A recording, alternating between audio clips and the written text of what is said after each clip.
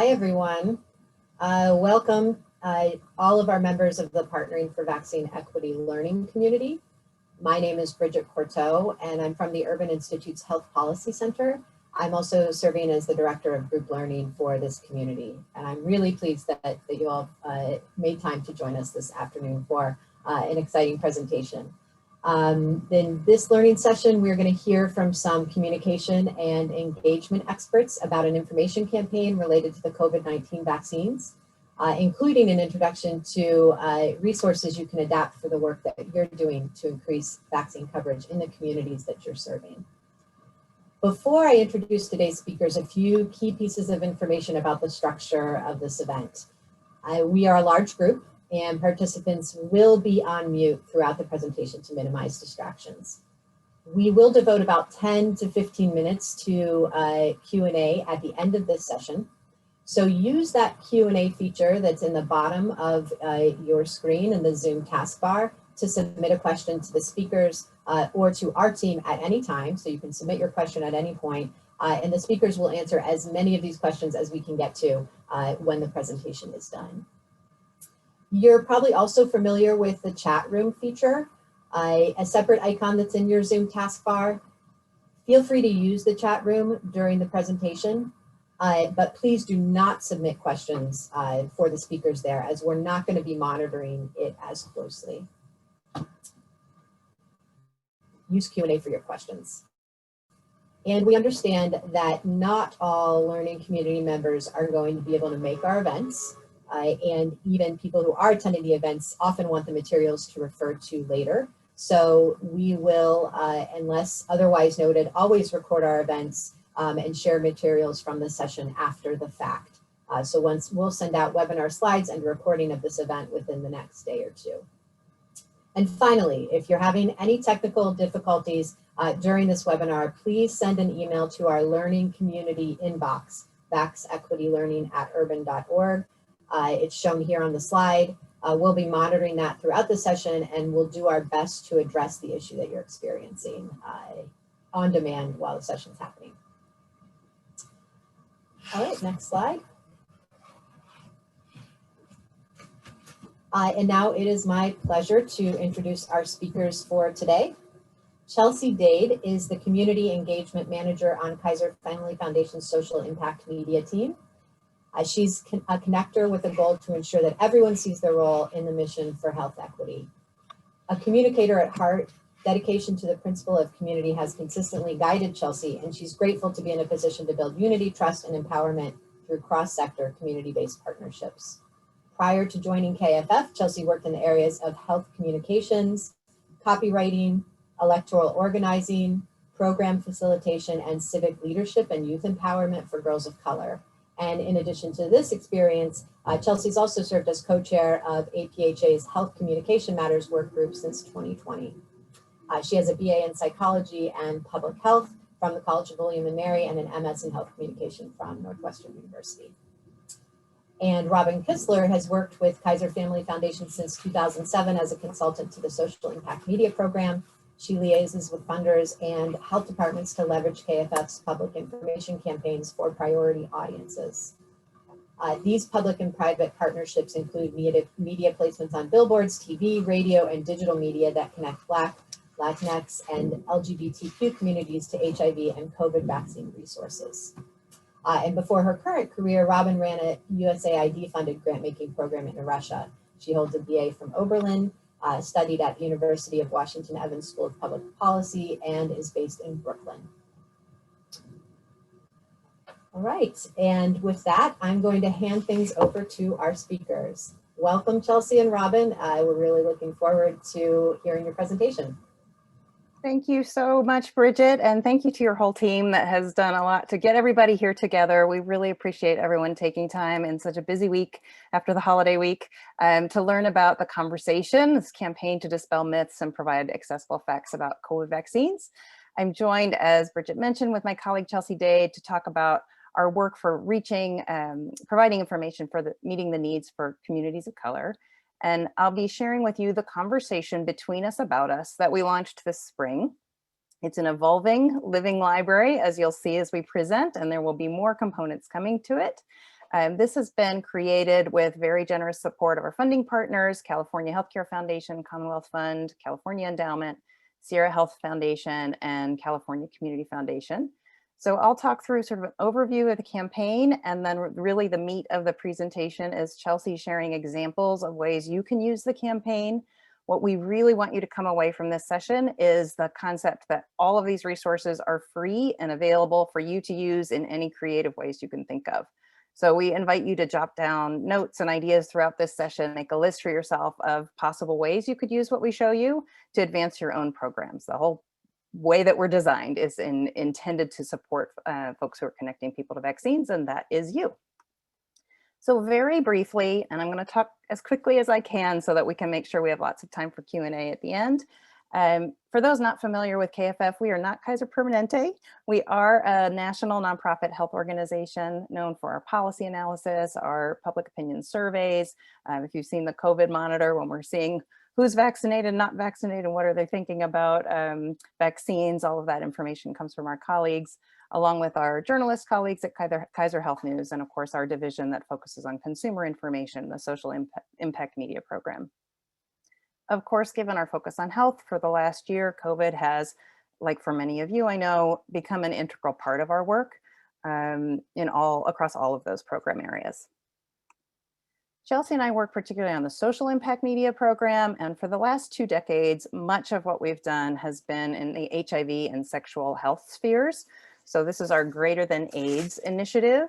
And this model of working with community partners along with state and local health departments across the country for targeted responses are intended to extend the reach of public health resources. Building on this work, we launched Greater Than COVID last year to help people take charge of their health during the evolving pandemic. And since early in 2021, we've turned our focus to be primarily looking at vaccine acceptance and supporting information needs that communities have to get there.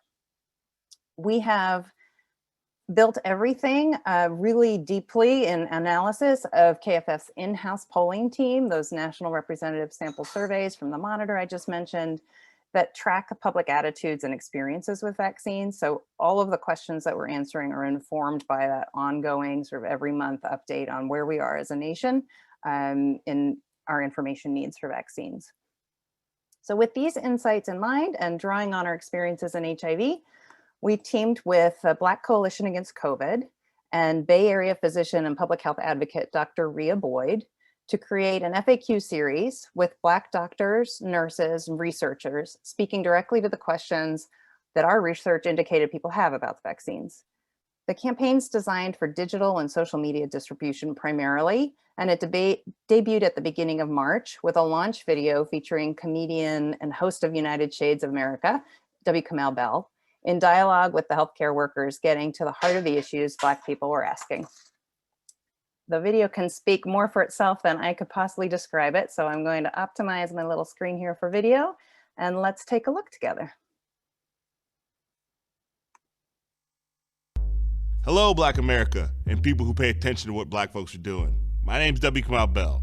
There's good news out there. There's a COVID-19 vaccine. Yay! But the bad news is, as Black folks, it's hard to trust what's going on. So what do? Well, we turn to people we can trust, Black folks. But not just your uncle at the cookout. No. Actually, not him at all. I'm talking about Black scientists, Black doctors, and Black nurses. Okay, first question. The vaccine happened fast, like super fast, like Usain Bolt headed to the bathroom fast. Is that something we should be concerned about? Having an emergency authorization for these medications was critical, but that doesn't mean any steps were cut. Anything where money could be traded off for time, that was happening. Like, money was no object. They still have all of the rigor that they use for approving any vaccine. So we can feel confident that the science is still there. The messenger RNA technology has been in development for the last 12 years. So even though you hear this thing about warp speed, believe me, that was not warp speed. And I think the data is real. It suggests it's highly effective. About a week or so after your second dose, the people who had gotten the placebo or who didn't get the true vaccine, their rates of coronavirus continued to climb, whereas the people who had gotten the vaccine, it just flattened out. And what about side effects? Soreness from the injection site. I had a little bit of arm soreness. Arm sore? Is that a side effect? My arm's sore right now. The common things, soreness at the injection site, headache, fever, maybe a swollen lymph nodes. The second dose is when there's more common, those systemic side effects. Is this like one of those pharmaceutical commercials where at the end they talk real fast about the side effects and it's like, you're also gonna get hair from your eyeballs and vampirism? My sister texted me the second day after I got the first vaccine, and I remember she was like, "Are you a zombie yet?" And we just laughed, like, "No, I'm not." So the big answer is no.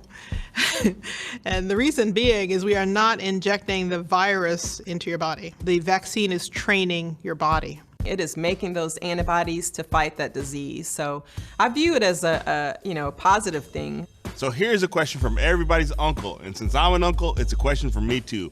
Are the drug companies just trying to get rich off this?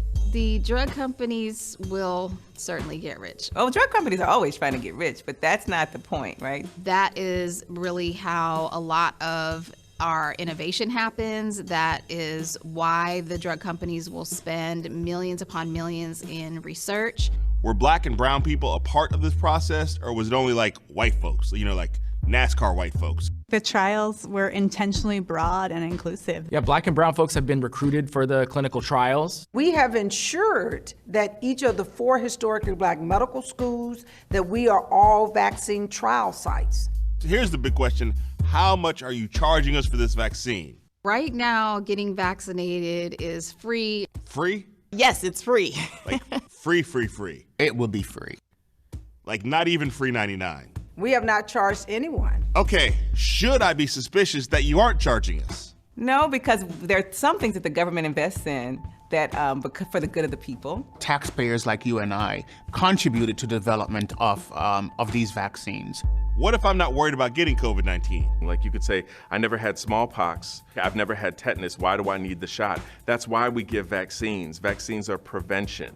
I pretty much tell people you're going to be exposed some kind of way, right? So you better be ready to fight. And what about you? Have you? Will you? I got my first dose about 3 weeks ago. I have not gotten the vaccine yet, but rest assured, I'm anxiously waiting. I definitely will be getting vaccinated when my turn comes. I was scared getting it, and then after I got it, I was like, oh, well, I guess it wasn't that bad. When the vaccine went in, I felt this intense amount of honor.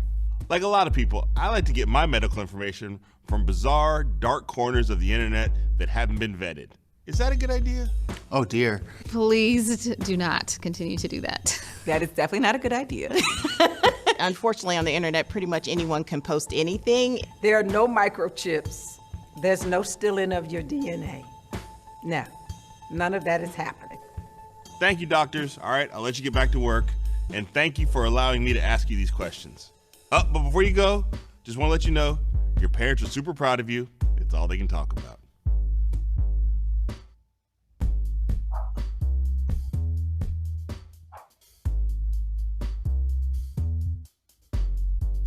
Okay, so if you liked that, remember what I said at the beginning, all of this you can use however you'd like to educate your community. So think about that as one tool, and there are over 130 videos overall. So you'll see some more examples. Of course, as soon as we made that one, we were hearing from the Latino communities with similar interest. And so this next video we made in partnership with UnidosUS and launched in April with 10 more healthcare providers, including promotoras or healthcare workers, to respond to information needs. All of these providers are bilingual. What I'm going to show you is a Spanish version with English subtitles. So hopefully that's accessible to everybody on the call. But we do have videos fully in English and fully in Spanish with subtitles on all of them.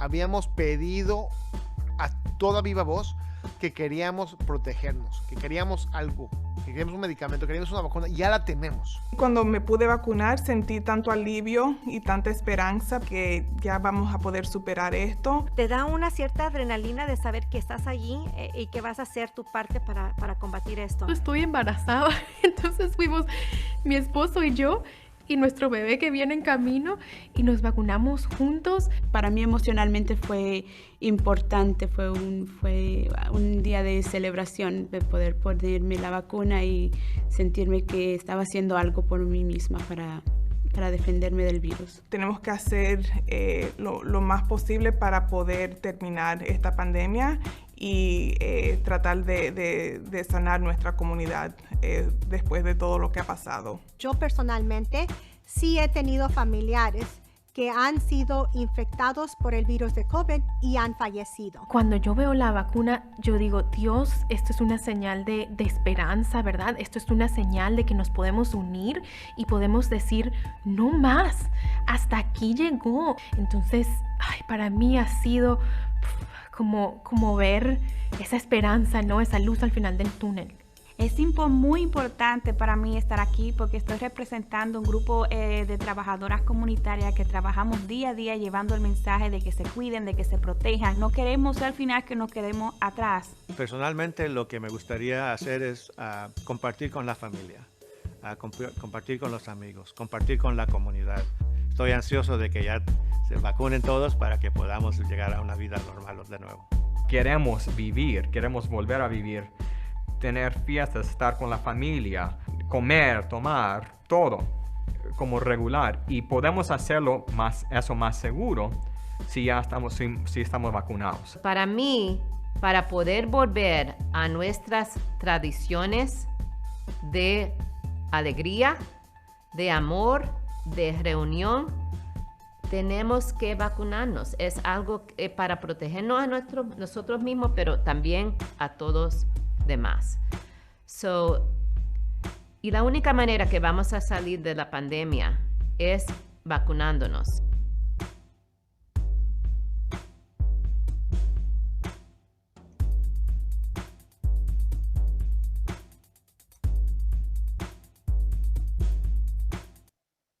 So those are two composite reels of all the top hits. My smoke detector is going off. My kid is baking downstairs. I apologize. These things happen on our families are at home. She's getting it. The core really of the campaign, in addition to those composite reels, are these FAQ, sort of one question, one answer, each of the providers addressing what we hear as the core needs that you saw sort of compiled in there. But there's so much information, right? There's so much depth to go into.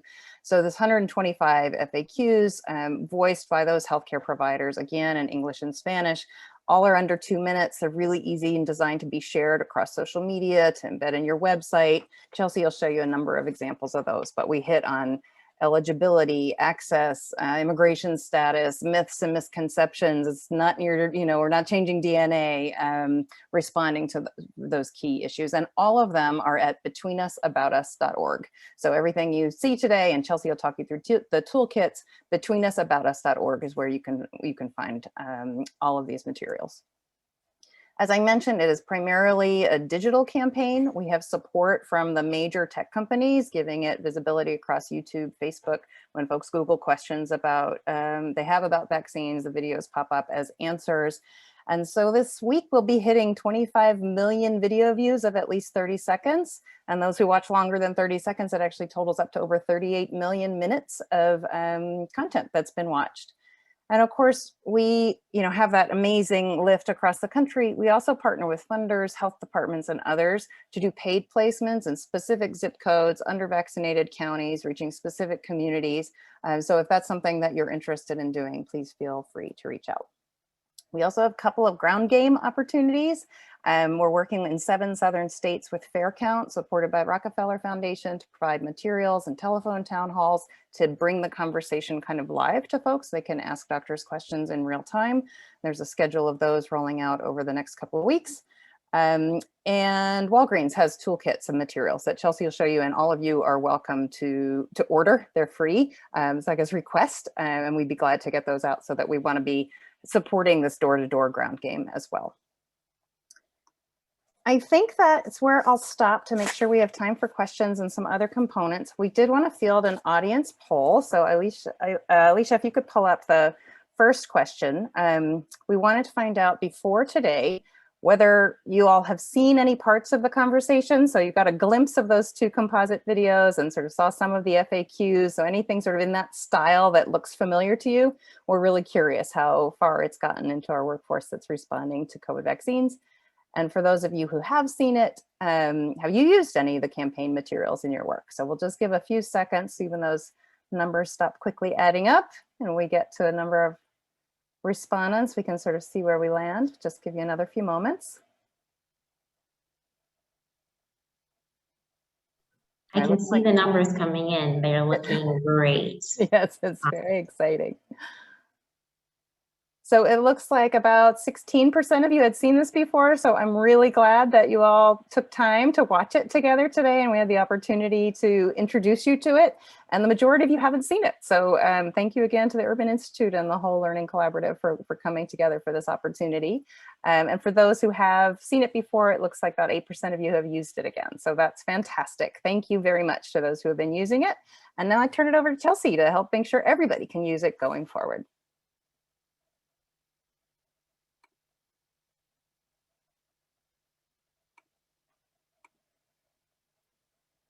Awesome. Well, thank you all so much for being here. This is really exciting, and thank you so much, Robbyn, for opening up the floor. Again, I'm Chelsea Dade. I'm the Community Engagement Manager on our Social Impact Media team. And so I work to build relationships and partnerships with organizations like yours. And I primarily work on this project, the Greater Than COVID project. And so at this time, I'm going to show you some examples of how community-based organizations have been using the conversation, La Conversación, on social media, on the web, and newsletters, in their virtual events, and community outreach. And then, as mentioned by Robbyn, we do have our digital toolkit. As a reminder, all the content in this campaign is available rights-free for educational use. So the videos are designed to be shared on social media and can be embedded directly from YouTube. Next slide, please.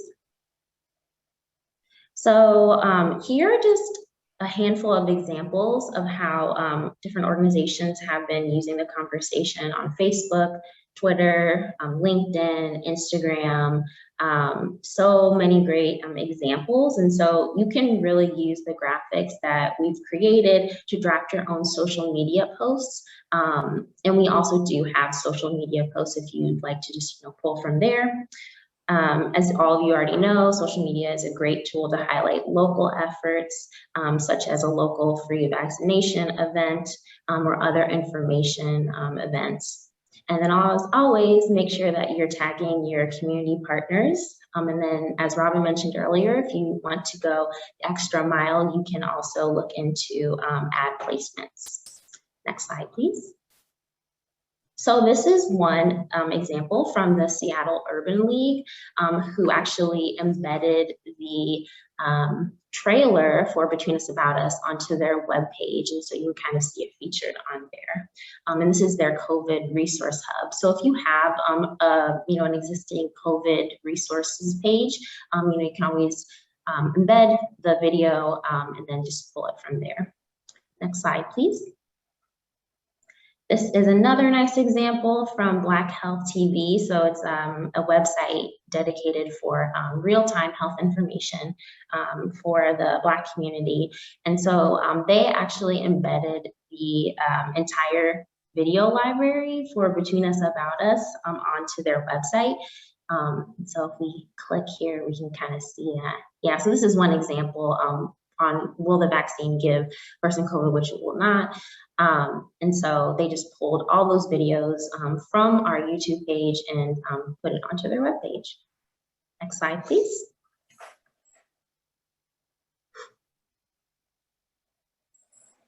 So you can also share the conversation, La Conversación, by embedding the videos onto your website.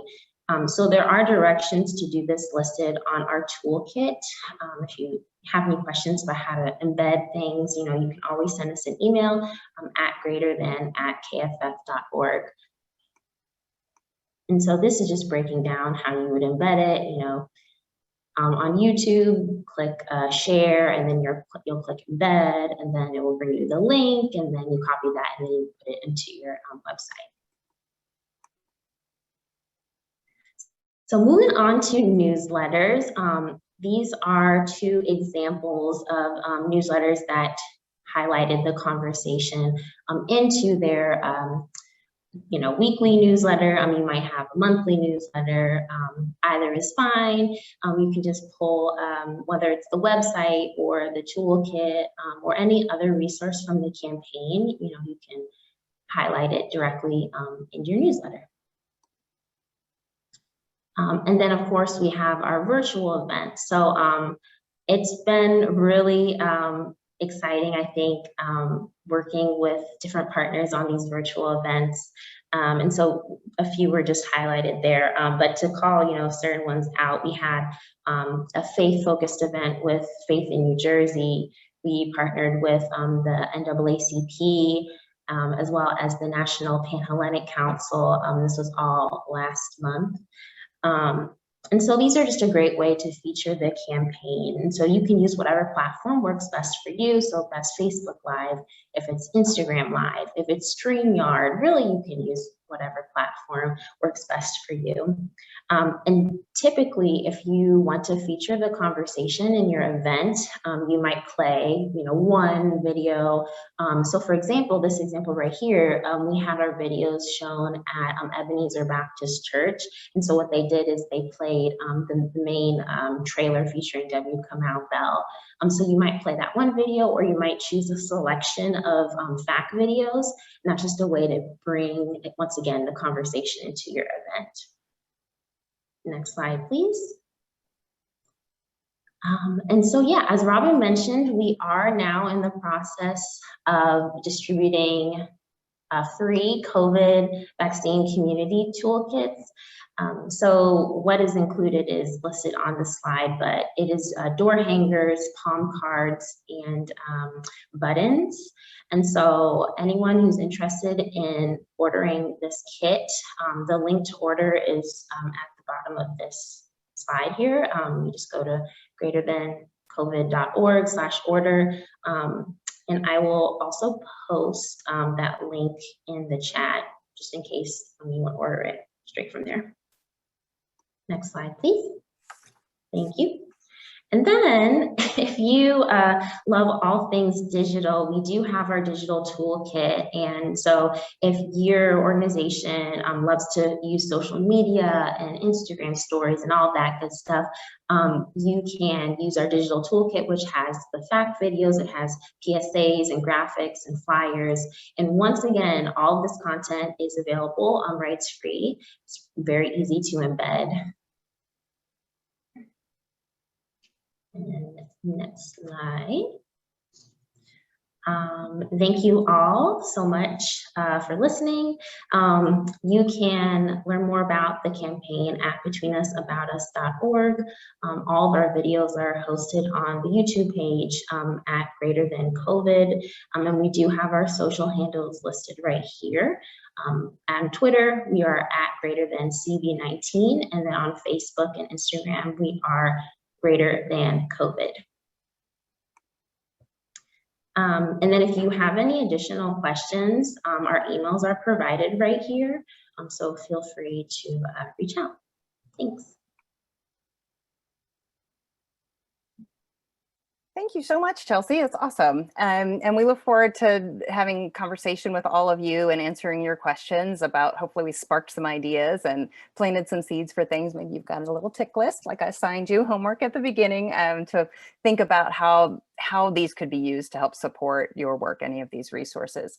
So I think we have time and still plenty of time for Q&A. We do want to do one more poll question and just get a sense for, now that you have some familiarity with the campaign, how you might use the campaign in the future. So thank you so much for serving this poll. How do you plan on using the conversation, la conversación, in your work? Please select all that apply. So you can choose more than one. Maybe you're going to play the videos at a virtual or live event, kick off the conversation with nice, tightly edited, accurate information by healthcare workers, email out to your own listserv or newsletter, embed videos on the website, post on social media, use digital TV or radio PSAs. We didn't go too deeply into those, but they are in the toolkit, and we can provide for broadcast any format that you may need if you have the opportunity to place paid broadcast spots. Print any of those do-it-yourself flyers. So there's an 8.5 by 11 in the toolkit that you can print out, and I always say put them on the back of the bathroom doors in the restaurants or dorms or wherever you're working.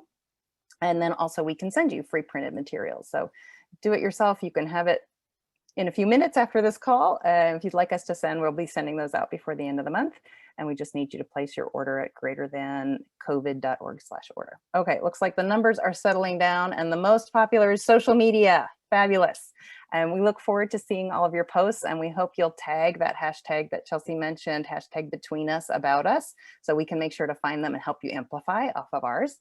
And it's really neat to see there's such a nice mix of other opportunities folks have to use the campaign, and we look forward to seeing those and helping provide any kind of logistical support that you need to make those things happen. So thank you very, very much, and we'll open the floor now for your questions. Bridget, what's in the Q&A? Well, first, thanks. That was excellent. I see some chats coming in that others agree.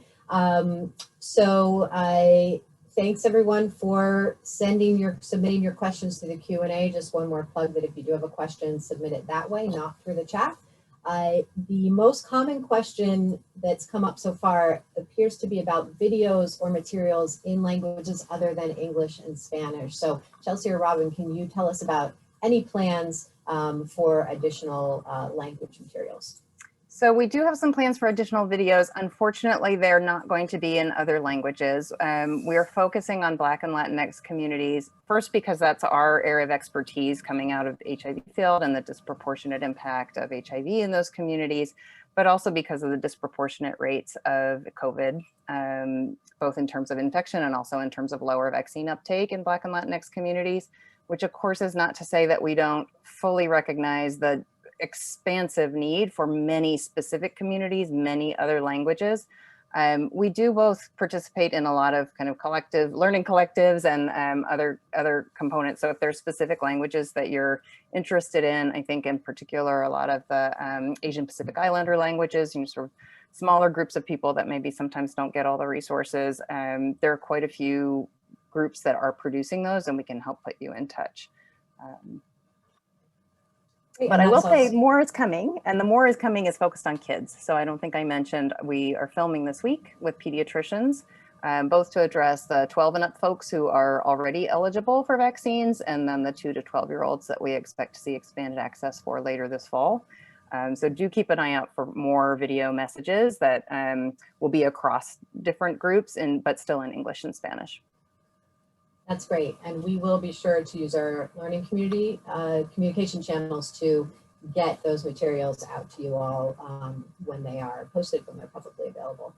So a follow-up question to the last one I just asked, which is, because there are no materials in other languages other than English and Spanish, what ability do our learning community members have to potentially translate materials and use them? How would they go about that? Run with it. Anything that you're welcome to crib it. We all have the same goal, which is getting folks vaccinated. And so if there's the model of making the videos and you want to use that same sort of ask a question, have a healthcare worker give an answer, borrow the questions, or sort of research, we spent quite a lot of time choosing which ones. And of course the epidemic is evolving. So there are new questions, and we'll be responding about Delta variant and some of those pieces as they come out.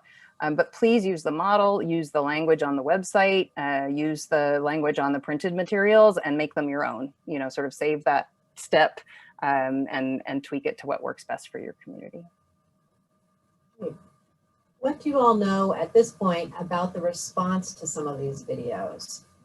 So I imagine that that's something that you're also trying to assess as you promote them and more people are using them. But do you have anything to share as to what you're hearing about the response?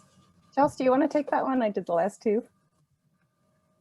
Sure. I saw a question about evaluation in the chat as well. I don't know if that's where you're pulling from. So we do have folks who are doing that piece, and I was going to put, you can reach out to me, and if you have evaluation questions, I'm sure we'd love to hear those while we think about like our evaluation, our post evaluation. Thank you. I would add, obviously we're monitoring very closely what's getting watched, what percentage of the videos are getting watched, or what's most kind of popular or resonant in different parts of the country with different communities. Usually with digital advertising, it's like an art and a science, and there's not a clear winner. I will say that there's no live virus. The questions about a live virus have been popping to the top across a whole bunch of different audiences in different geographies with different demographics. So that is a core message that's very much resonating. And then on the anecdotal side, for us, one of the biggest proofs is hearing from the providers themselves who get recognized because they're getting millions of video views on YouTube. I was talking with Dr. Shapiro last night, who opens the Spanish language video. And he's had 2 instances where a patient who was very, very resistant to getting a vaccine, has every comorbidity you could for a poor outcome with COVID-19, saw the video and came to him and said, I'm ready now. And that's sort of like, that's what we're hoping is happening all across the country. And then another person had seen it and shared it with his grandmother. And that was he reported that was the turning point for her to go get vaccinated too. So we've heard a number of those kind of one-on-one using it, for families and friends using it, and for providers using it with their patients too. Wonderful, thank you.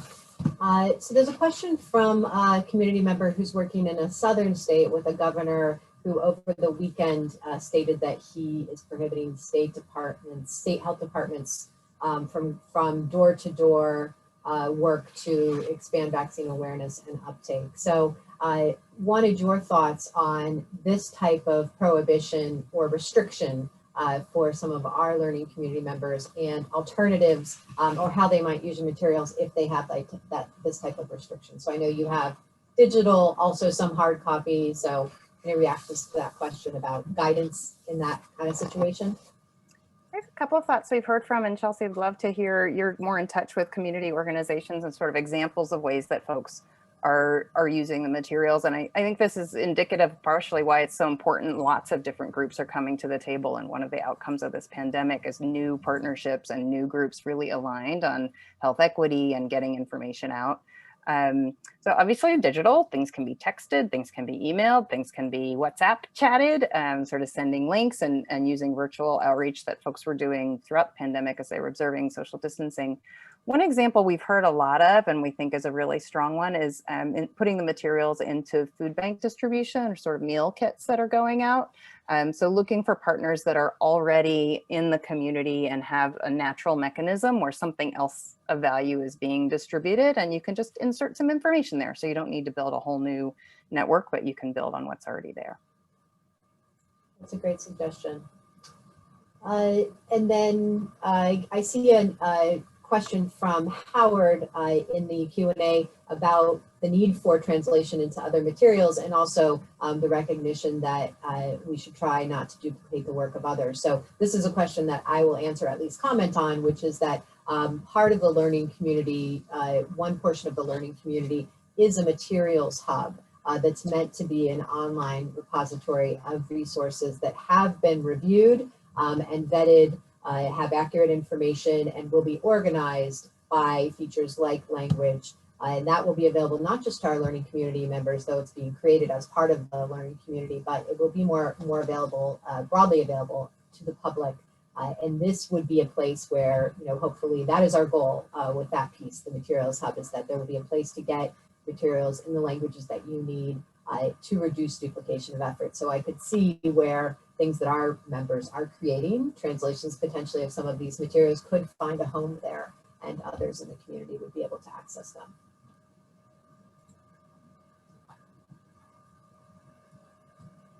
And I see we have just a couple more minutes. So this is last call for questions if you haven't typed one in already. And I see a question about radio spots here. I know you mentioned radio a bit. Are you all promoting on the radio. I know you're encouraging others to use your materials potentially for that, but reactions to that question about radio.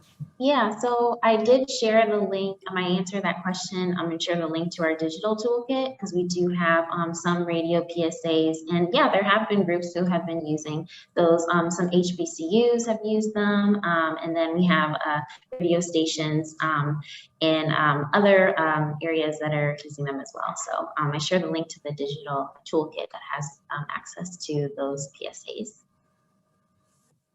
Excellent, thank you. And you all also, if you're on the listserv for the program, you would have also received a notice about signing up for the toolkit that way. So I want to also mention that this could be the second time that you're seeing this information for some of you. Okay, we got to all of our questions. So thank you very much again to our speakers. This was a wonderful presentation, very valuable. We will share the materials from this presentation with our learning community members. We will make sure to also highlight and share in that announcement some of these links that the speakers have been sharing so that they're at your fingertips. And we will continue to announce upcoming learning events to you all through the listserv and through either your primary recipient or your CDC project officer. Thank you for joining us this afternoon. We really appreciate it. And thank you for the work that you all are doing. Take care.